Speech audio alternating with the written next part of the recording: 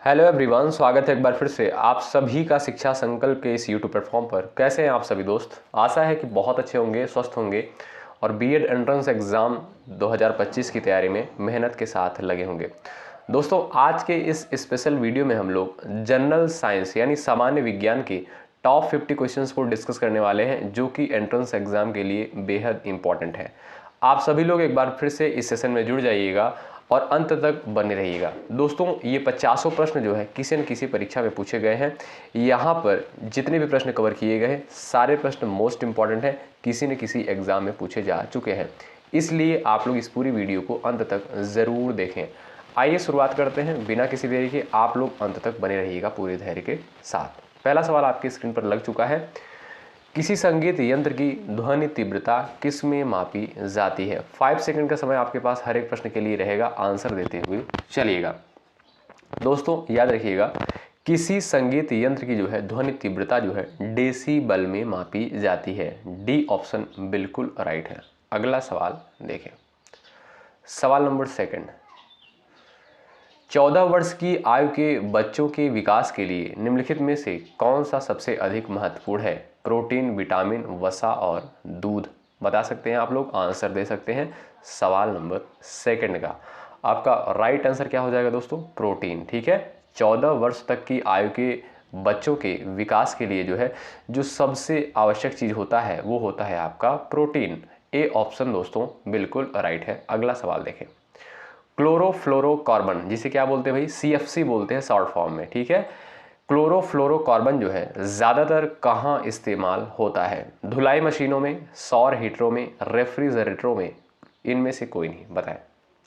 सभी लोग आंसर देने का प्रयास कर सकते हैं। दोस्तों याद रखें, सीएफसी यानी क्लोरोफ्लोरोकार्बन का ज़्यादातर इस्तेमाल जो है रेफ्रिजरेटरों में किया जाता है। आपका यहाँ पर थर्ड ऑप्शन बिल्कुल राइट होगा। ठीक है, अगला सवाल देखते हैं। ठोस कपूर से कपूर वाष्प बनने की प्रक्रिया को क्या कहते हैं? वाष्पीकरण कहेंगे, हिमीकरण कहेंगे, ऊर्ध्वपातन या पिघलना। चलिए सभी लोग आंसर करें। सभी बच्चे भाई सेशन को एक बार शेयर कर दें और लाइक की संख्या आप लोग बढ़ाते चले। आप सभी के डिमांड पर जो है ये साइंस की वीडियो आपको प्रोवाइड करी जा रही है। चलिए, ठोस कपूर से कपूर वाष्प बनने की प्रक्रिया को दोस्तों ऊर्ध्वपातन कहते हैं। क्या? ऑप्शन नंबर थर्ड बिल्कुल राइट है। ठीक है भाई, अगला सवाल देखिएगा। चलिए, निम्नलिखित में से किसका उपयोग रक्त कैंसर के उपचार में किया जाता है? Iodine 131, sodium 24, phosphorus 32, cobalt 60। आप लोग प्रयास कर सकते हैं आंसर देने के लिए। किसका उपयोग जो है रक्त कैंसर के उपचार में किया जाता है? साथियों याद रखिएगा, कोबाल्ट 60 का। ठीक है, कोबाल्ट 60 का उपयोग जो है रक्त कैंसर के उपचार के लिए किया जाता है। डी ऑप्शन बिल्कुल आपका यहाँ पर राइट है। अगला सवाल देखें। शराब का निर्माण किस क्रिया के परिणाम स्वरूप होता है? किण्वन, उत्प्रेरण, संयोजन और विस्थापन। चलिए प्रयास करें सभी लोग आंसर देने के लिए। शराब का निर्माण जो है यानी अल्कोहल का निर्माण जो है किस क्रिया के परिणाम स्वरूप होता है? तो ये दोस्तों एक किण्वन विधि होती है, इसके द्वारा जो है शराब का निर्माण किया जाता है। ऑप्शन नंबर आपका ए बिल्कुल राइट है। अगला सवाल देखते हैं और सवाल नंबर जो है 7 आपकी स्क्रीन पर लग चुका है। एसआई पद्धति में लेंस की शक्ति की इकाई क्या है? बताएं। वाट, डायोप्टर, ऑप्टर और मीटर। चलिए, एसआई पद्धति में लेंस की शक्ति की इकाई क्या है? वाट, डायोप्टर, ऑप्टर और मीटर। दोस्तों ऑप्शन नंबर बी करेक्ट हो जाएगा। एसआई पद्धति में जो है लेंस की शक्ति की इकाई क्या होती है? डायोप्टर होती है। बी ऑप्शन आपका राइट होगा। अगला सवाल देखें। ईईजी से किस अंग की कार्यप्रणाली प्रकट होती है? हृदय की, मस्तिष्क की, कान की और यकृत की। चलिए प्रयास कर सकते हैं आंसर देने के लिए। चलिएगा, अगर दोस्तों हृदय की कार्यप्रणाली की बात करें तो ये जो है ईसीजी के द्वारा प्रकट होती है। क्या? ईसीजी के द्वारा प्रकट होती है। और यहाँ पर ईईजी की बात करता है तो ईईजी जो है ये मस्तिष्क की कार्यप्रणाली को प्रकट करता है। आपका बी ऑप्शन बिल्कुल राइट होगा। अगला सवाल देखिए, सवाल नंबर 9। अधिक मात्रा में इथाइल अल्कोहल का सेवन करने पर बुरा प्रभाव पड़ता है? किडनी पर, लीवर पर, हृदय पर और आंत पर। चलिए, प्रयास करें सभी बच्चे आंसर देने के लिए। अधिक मात्रा में इथाइल अल्कोहल का सेवन करने पर किस अंग पर जो है बुरा प्रभाव पड़ता है? तो वो है आपका दोस्तों लीवर। ठीक है, लीवर पर जो है ज़्यादा इफेक्ट पड़ता है। ऑप्शन नंबर आपका बी बिल्कुल राइट हो जाएगा। चलिए आगे बढ़ते हैं, अगला सवाल देखिए। सवाल नंबर 10, यदि एक पेंडुलम से दोलन करने वाली घड़ी को पृथ्वी से चंद्रमा पर ले जाया जाए तो घड़ी होगी सुस्त, तेज, पृथ्वी के समान समय देगी, कार्य करना बंद कर देगी।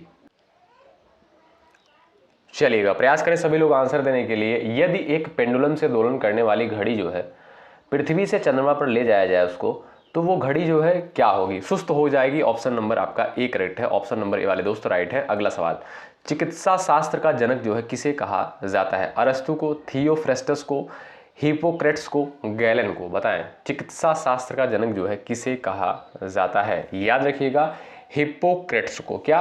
हिपोक्रेट्स को जो है चिकित्सा शास्त्र का जनक कहा जाता है। आपका यहाँ पर सी ऑप्शन बिल्कुल राइट है। अगला सवाल, मनुष्य के शरीर में खून के शुद्धिकरण की प्रक्रिया को क्या कहते हैं? डायलिसिस बोलते हैं, हीलोलिसिस, मैकेनिकल ऊर्जा या पैरालिसिस? बताएंगे आप लोग। मनुष्य के शरीर में खून के शुद्धिकरण की प्रक्रिया को जो है क्या बोला जाता है? आप सभी को पता है, dialysis. Option number A correct हो जाएगा। ठीक है भाई, ए ऑप्शन आपका राइट हो जाएगा। अगला सवाल देखते हैं, सवाल नंबर 13, हिस्टोलॉजी शब्द का प्रयोग सर्वप्रथम जो है किसके द्वारा किया गया? बताएं, mayor, Schleiden, Robert Hooke, Memon के द्वारा? हिस्टोलॉजी शब्द का सर्वप्रथम प्रयोग जो है मेयर के द्वारा किया गया। ए ऑप्शन दोस्तों यहाँ पर बिल्कुल राइट है। अगला सवाल, हरगोविंद खुराना को किस क्षेत्र में नोबेल पुरस्कार मिला था? बताएं, हरगोविंद खुराना को जो है नोबेल पुरस्कार मिला था, बताएं किस क्षेत्र में? सभी लोग प्रयास कर सकते हैं आंसर देने के लिए। जैव रसायन, चिकित्सा विज्ञान और साहित्य विज्ञान और अर्थशास्त्र के क्षेत्र में आपका करेक्ट आंसर चला जाएगा चिकित्सा विज्ञान के क्षेत्र में जो है हरगोविंद खुराना को नोबेल पुरस्कार, नोबेल प्राइज जो है मिला था। अगला सवाल देखें, विद्युत मोटर किस सिद्धांत के अनुसार कार्य करता है? इंपॉर्टेंट सवाल, बताएं। चलिएगा, विद्युत मोटर जो है किस सिद्धांत पर कार्य करता है? फैराडे बेंज के नियम पर और ओम के नियम पर, फ्लेमिंग के नियम पर? बताएं, सबका आंसर आना चाहिए। चलिए भाई, विद्युत मोटर किस सिद्धांत के अनुसार कार्य करता है? ये जो है फैराडे के नियम पर कार्य करता है। ऑप्शन नंबर आपका ए राइट हो जाएगा। भाई लाइक की संख्या आप सभी दोस्त बढ़ाते चले, ठीक है? जो भी साथी चैनल पर नए हैं वे लोग चैनल से जुड़ जाएं। अगला सवाल, ऊंट का कुबड़ किस ऊतक का बना होता है? बताएं, ऊंट का कुबड़ जो है किस ऊतक का बना होता है? चलिएगा दोस्तों, ऊंट का जो कुबड़ होता है ये आपका वसामय ऊतक का बना होता है। डी ऑप्शन करेक्ट है। अगला सवाल, नींबू के रस का पीएच मान कितना होता है? बताएं। चलिए, नींबू के रस का पीएच मान कितना होता है? अच्छा, आप लोग बताइएगा जल का पीएच मान कितना होता है? कमेंट बॉक्स में आप लोग आंसर जरूर करिएगा, ठीक है? चलिएगा, सभी लोग बताएं, नींबू के रस का पीएच वैल्यू जो है कितना होता है? 2.4। कितना होता है दोस्तों? 2.4 होता है। अच्छा बताइए, ये जो है क्षारीय होता है या अम्लीय होता है? कौन बताएगा? ठीक है, ऑप्शन नंबर आपका यहाँ पर थर्ड बिल्कुल करेक्ट है। सवाल नंबर अगला, पेट्रोल का मुख्य संगठन क्या है? बताएं। चलिए, पेट्रोल का जो है मुख्य संगठक क्या है? पेंटेन, ऑक्टेन, मीथेन और हेक्सेन? जवाब देने का प्रयास कर सकते हैं आप लोग। दोस्तों, पेट्रोल का जो मुख्य संगठक होता है वो होता है आपका ऑक्टेन, ठीक है? ऑप्शन नंबर बी बिल्कुल राइट है। अगला सवाल, एक गिलास पानी पीने से कितनी कैलोरी ऊर्जा जो है मिलती है? बताएं। 0, 15, 25 और 50? चलिए, एक गिलास पानी पीने से कितनी कैलोरी मिलती है? 0, 15, 25 और 50? आपका राइट आंसर हो जाएगा ऑप्शन नंबर ए 0। अगला सवाल देखते हैं, स्वर्ण निम्नलिखित में से किस पदार्थ में घुल जाता है? बता सकते हैं आप लोग, आंसर दे सकते हैं। चलिए भाई, सभी लोग प्रयास करें आंसर देने के लिए। स्वर्ण निम्नलिखित में से किस पदार्थ में घुल जाता है? हाइड्रोक्लोरिक अम्ल यानी HCl, नाइट्रिक अम्ल, एक्वारेजिया, एसिटिक अम्ल? बताएं। चलिए, स्वर्ण जो है निम्नलिखित में से किस पदार्थ में घुल जाता है? एक्वारेजिया। ऑप्शन नंबर दोस्तों यहाँ पर सी बिल्कुल राइट है। अगला सवाल देखें, हृदय की गति की जांच जो है किस यंत्र के द्वारा किया जाता है? बता दीजिए भाई। चलिएगा, हृदय की गति की जांच जो है किस यंत्र द्वारा की जाती है? चलिएगा, कार्डियोग्राम, क्रिस्कोग्राम, साइटोट्रॉन, किलोस्कोप। ऑप्शन नंबर आपका ए करेक्ट है, कार्डियोग्राम के द्वारा। ठीक है, हृदय की गति की जांच जो है कार्डियोग्राम के द्वारा करी जाती है। सवाल नंबर नेक्स्ट, मानव रक्त में प्लाज्मा जो है कितने प्रतिशत होता है? बताएं, सभी स्टूडेंट आंसर कर सकते हैं। मानव रक्त में जो है प्लाज्मा कितने परसेंट होता है? 35, 40, 43 और यहाँ पर दिया आपका 55% है। दोस्तों याद रखिएगा, मानव रक्त में जो प्लाज्मा का परसेंट होता है वो होता है आपका 55%। ऑप्शन नंबर डी बिल्कुल राइट है। अगला सवाल देखें। चलिए, सवाल नंबर नेक्स्ट, अंडे के किस भाग में प्रोटीन की मात्रा अधिक होती है? योक, सेल, एल्ब्यूमिन और कोई नहीं। चलिए प्रयास करिएगा, सभी लोग आंसर दीजिएगा भाई। अंडे के किस भाग में प्रोटीन की मात्रा जो है अधिक पाई जाती है? ऑप्शन नंबर आपका दोस्तों ए करेक्ट है, योक में। ठीक है, ए ऑप्शन राइट है। अगला सवाल, शरीर में वसा का संग्रहण मुख्यतः होता है किस में? प्लीहा में, हड्डियों में, चर्बी में, मांसपेशियों में। 26 का आप लोग आंसर दे सकते हैं। चलिएगा, शरीर में जो है वसा का संग्रहण मुख्यतः होता है प्लीहा में, हड्डियों में, चर्बी में, मांसपेशियों में। राइट आंसर चला जाएगा चर्बियों में। ठीक है, सी ऑप्शन दोस्तों यहाँ पर आपका बिल्कुल राइट है। अगला सवाल देखें, नेत्रदान में नेत्र के किस भाग को दान किया जाता है? कॉर्निया, रेटिना, आइरिस और नेत्र लेंस को। चलिए प्रयास कर सकते हैं बताने के लिए भाई। नेत्रदान में नेत्र के किस भाग को दान किया जाता है? आपको पता होना चाहिए दोस्तों, कॉर्निया को। किसको दान किया जाता है भाई? कॉर्निया को दान किया जाता है। ए ऑप्शन आपका यहाँ पर चला जाएगा बिल्कुल राइट। नेक्स्ट क्वेश्चन देखें, किस विटामिन में जो है कोबाल्ट पाया जाता है? बताएं, किस विटामिन में जो है कोबाल्ट पाया जाता है? विटामिन B1, B2, B6 और B12 में। चलिए प्रयास कर सकते हैं आप लोग आंसर देने के लिए। दोस्तों याद रखें, विटामिन B12 में जो है कोबाल्ट पाया जाता है। आपका डी ऑप्शन यहाँ पर चला जाएगा बिल्कुल राइट। ठीक है, अगला सवाल, शरीर की सूक्ष्मतम इकाई जो है क्या है? केंद्रक, कोशिका, जीव द्रव्य, कला, माइटोकॉन्ड्रिया। बताएं, 4 ऑप्शन आपके सामने दिए गए हैं और शरीर की जो है सूक्ष्मतम इकाई जो है क्या होती है? प्रयास करिएगा, 5 सेकंड का समय आपके पास है, आंसर सभी लोग दें। और भाई क्या हुआ, लाइक की संख्या क्यों नहीं बढ़ रही है? लाइक करते हुए चले सेशन को आप लोग। ठीक है भाई, आपके लिए मेहनत किया जा रहा है, प्रयास किया जा रहा है, आपका कर्तव्य बनता है सेशन को ज़रूर लाइक करें। ठीक है, और शेयर करें अपने दोस्तों के पास जो भी साथी तैयारी कर रहे हैं बीएड एंट्रेंस एग्जाम 2025 की। तो शरीर की सूक्ष्मतम इकाई को क्या कहते हैं दोस्तों? कोशिका। ठीक है, ऑप्शन नंबर आपका बी करेक्ट है। अगला सवाल, मनुष्य को सर्वाधिक ऊर्जा जो है प्राप्त होती है प्रोटीन से, वसा से, विटामिन से और कार्बोहाइड्रेट से। चलिए महत्वपूर्ण सवाल, मनुष्य को जो है सर्वाधिक ऊर्जा जो है प्राप्त होती है, बताएं, प्रोटीन से, वसा से, विटामिन से, कार्बोहाइड्रेट से।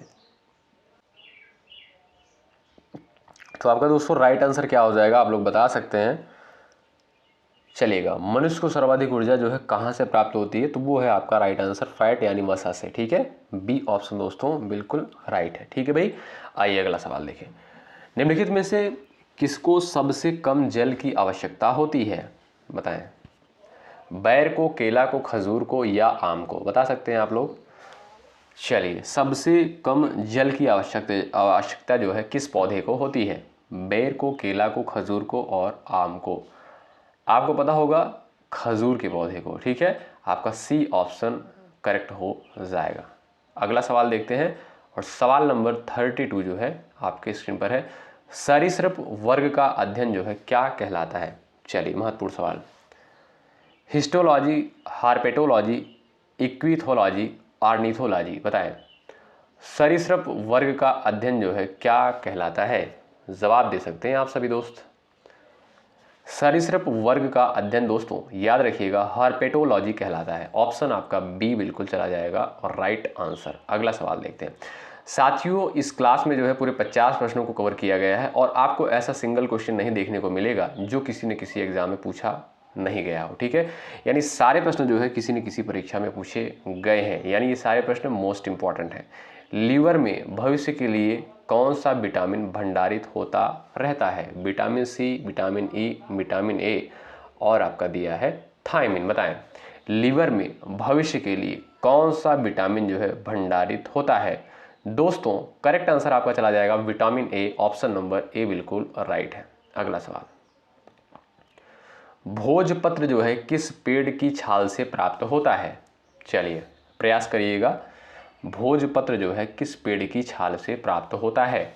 बेट्यूला, बिर्च, क्वेरकस, बर्बेरियस, बताएं।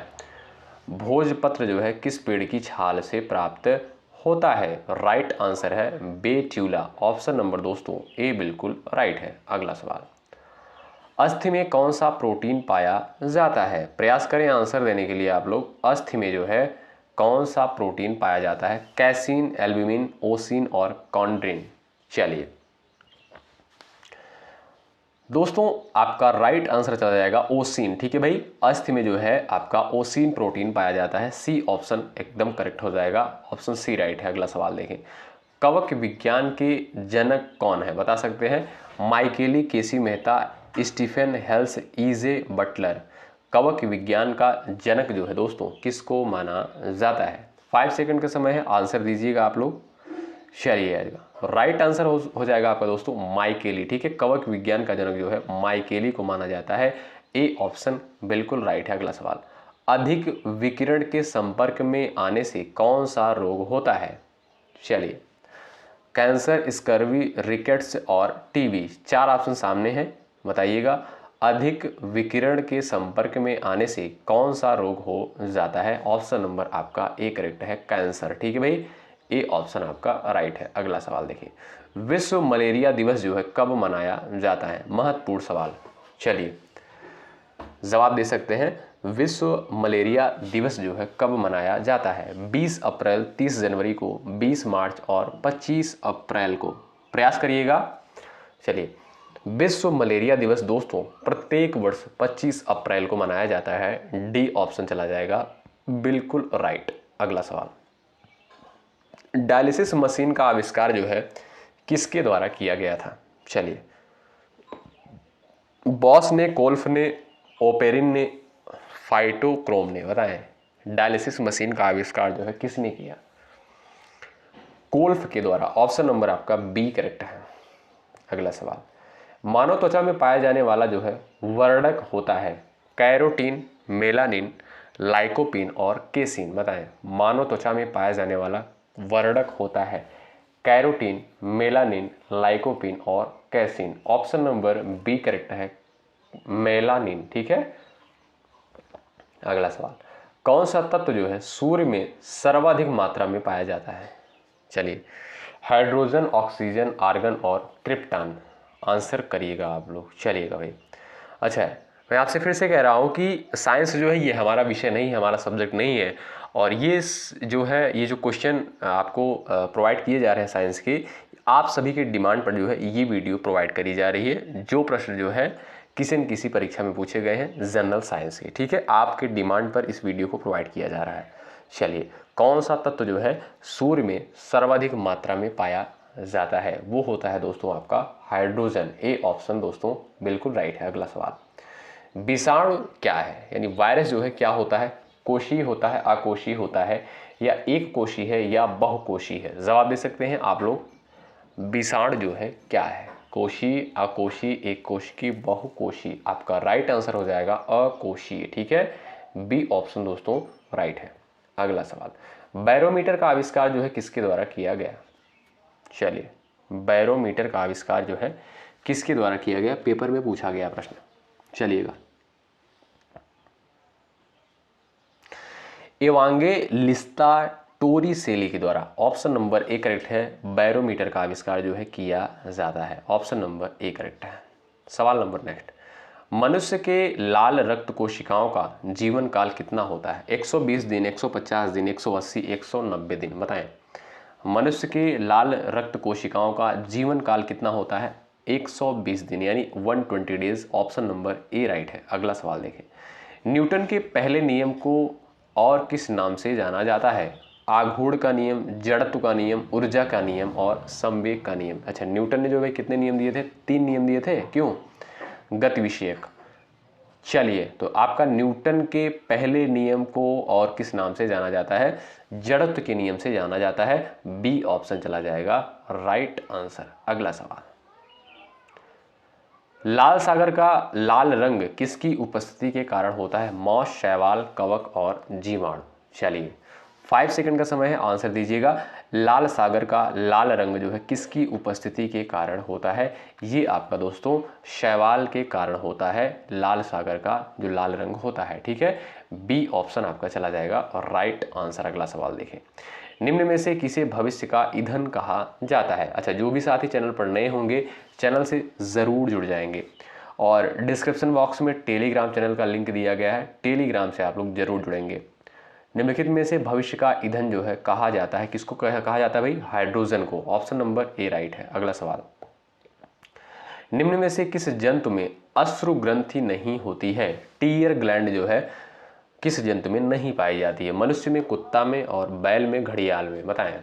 चलिए, मनुष्य, कुत्ता, बैल और घड़ियाल जवाब दे सकते हैं। टीयर ग्लैंड जो है निम्नलिखित में से किस में नहीं पाई जाती है? तो वो है दोस्तों आपका घड़ियाल में। ऑप्शन नंबर डी बिल्कुल राइट है।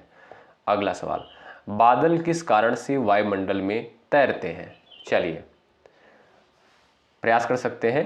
बादल जो है किस कारण से वायुमंडल में तैरते हैं? निम्न दाब के कारण, निम्न घनत्व के कारण, निम्न श्यानता के कारण, निम्न तापमान के कारण। तो दोस्तों आपका राइट आंसर है निम्न घनत्व के कारण जो है बादल जो है वायुमंडल में तैरता हुआ प्रतीत होता है। बी ऑप्शन राइट है। और ये है आपका लास्ट सवाल, किसकी उपस्थिति के कारण किसी पादप कोशिका और पशु कोशिका में अंतर पाया जाता है? क्लोरोप्लास्ट, कोशिका भित्ति, कोशिका कला और केंद्रक के कारण? बताएं। किसकी उपस्थिति के कारण जो है किसी पादप कोशिका और पशु कोशिका में अंतर पाया जाता है? तो कोशिका भित्ति में। ठीक है, ऑप्शन नंबर बी आपका राइट है दोस्तों। ठीक है, ऑप्शन नंबर बी करेक्ट हो जाएगा। तो दोस्तों यहाँ पर हमने साइंस यानी जनरल साइंस के टॉप 50 क्वेश्चंस को कवर कर लिया है और इसकी जो है 3 वीडियोज़ और प्रोवाइड करी गई हैं, आपको ज़रूर देखिएगा। ठीक है, टेलीग्राम से जुड़ जाइएगा, इस वीडियो के डिस्क्रिप्शन बॉक्स में आपको लिंक देखने को मिल जाएगा। जो भी साथी चैनल पर नए हैं जुड़ जाएंगे, सब्सक्राइब करके बेल आइकॉन को जरूर प्रेस कर लें और सेशन यदि आपको अच्छा लगता है आप लोग लाइक की संख्या ज़रूर बढ़ाएं। शुक्रिया, मिलते हैं आपसे नेक्स्ट क्लास में, तब तक के लिए बाय बाय, टेक केयर, जय हिंद, जय भारत।